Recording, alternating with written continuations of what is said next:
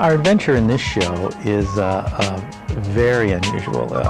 It's all about gar fishing. Now, let me give you a little background to this story. I was volunteering in a booth at the Huron River Fest Day or something. I forget exactly what the name of it was. And so I was walking around to some of the other booths, and I saw a friend of mine, Dave Siegel.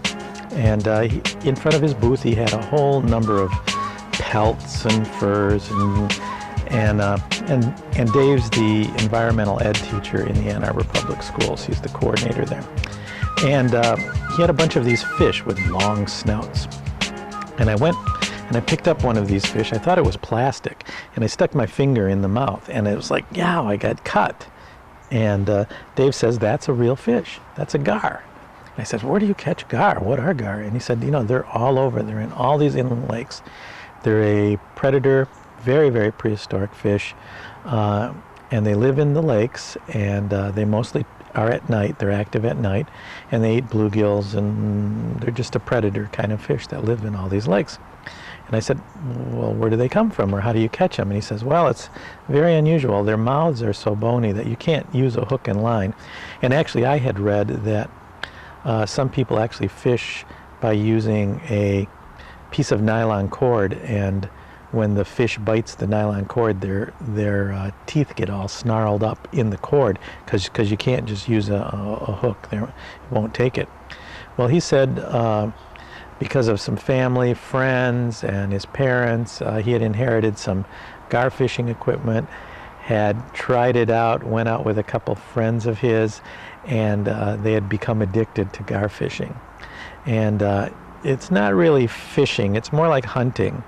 And as you'll see in the video, the setup is to use a boat, these spears, and the fishing is primarily from about midnight to 3 or 4 in the morning. So you have to be ready to stay up all night. And you travel around in the shallows of these inland lakes, and with these big spotlights, and you cast the spotlight back and forth, and eventually you see these fish patrolling around. They kind of show up pretty brightly. At that point, you have to get over them, hit them with the spear. Hopefully, when you hit them with the spear, you let go, because they're big wooden spears.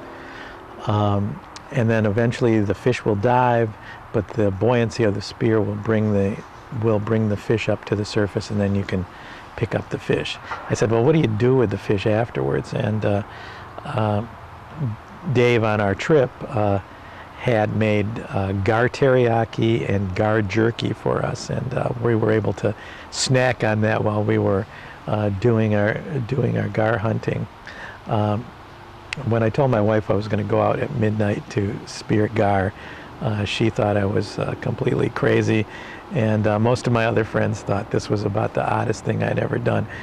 And come to think of it, it may have been one of the oddest things I'd ever done. It's a very, very odd, very primitive form of fishing.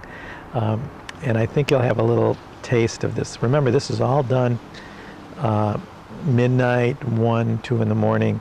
And so the color of the video that you're about to see is primarily green and white, which I was using the night vision ability of my video camera to do these pictures. The weekend before and the weekend after we went out together, apparently they had great nights of gar fishing where they caught large gar, and many of them. The night we went out was not quite as productive, but I think you'll see that we caught a few of these very, very primitive fish that are really quite abundant. And when you're swimming in an inland lake, you just have to know that these guys are patrolling around. So I hope you enjoy gar fishing.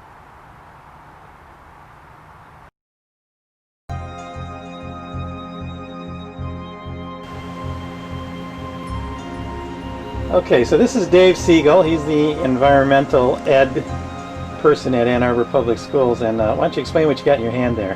What I've got here is a long-nosed gar pike, which the fossil records go back 300 million years. It's a very old species, but it's a very successful one too. And it lives in just about any water in Michigan, river, lake. It can grow to be about 18 pounds, 5 to 6 feet in Michigan. And this is sort of a baby.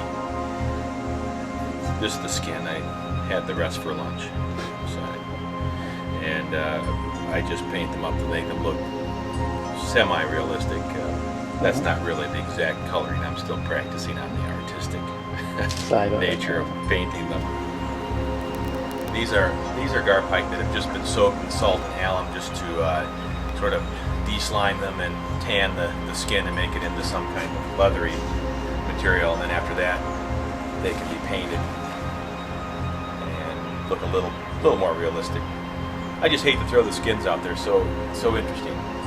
In fact, they're solid enough that farmers, before they had steel plows, they would cover their wooden plows with the gar skin to make them last longer. Oh, wow. Okay, Dave, so how'd you get involved with gar fishing? It's kind of a... it's an interesting story.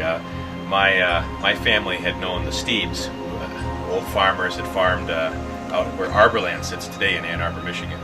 And after a while, they had inherited Al Steeb's fishing equipment, which is right here. These are spearheads made by Grandpa Steeb and removable screw-in. I don't know what you exactly call them, but so you can change not only the spearhead, but you can also change the spear tines if you hit a fish and break it or bend it. And so this was in the 50s. This was their entertainment for the weekend. They'd take this out with another piece of equipment called a jack light, which was a gasoline-driven light where you could see all the fish within 30 yards of the boat. And this combination would bring in so many fish, they'd fill up a boat full of spearable fish, dump it on shore, and go back and fill up another boat until they couldn't stand in the boat. That's the story I got. So then did you go fishing with your dad or with Mr. Steeb? I never got to go with any of them.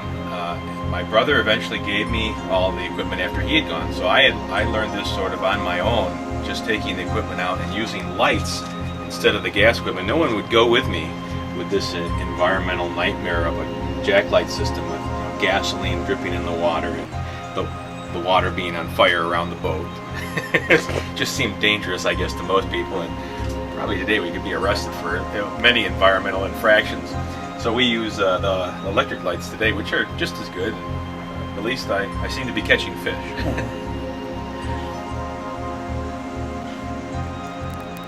So how often do you go fishing, or how long have you been doing this? I started this in '96, and that first year I did a lot. I really got hooked, and we brought in about 50 fish. This year, some friends of mine have been back into being hooked again, and they call me every weekend. So every weekend since I guess June, we've been out, and it's nearly August now. So we've gotten 57 fish this year. And that's the guys we're going to be going out fishing with? That's right, and they're pretty gung-ho about every weekend and catching lots of fish. And now when do you, we're going to be fishing late at night, right? Right, usually the animals don't come out until about midnight or after, and that's when the fishing gets good. And they're out, the gar pike are out to hunt their food, which are small bluegills, or actually any fish that'll fit in their mouth. They'll eat each other too. And other fish that we can spear are dogfish and carp, and they're generally out about that time looking for their meals. Dogfish tend to eat crayfish, and the carp, I guess, will eat anything. Okay, cool. Steam came Well, out. Some of those make these little vortex.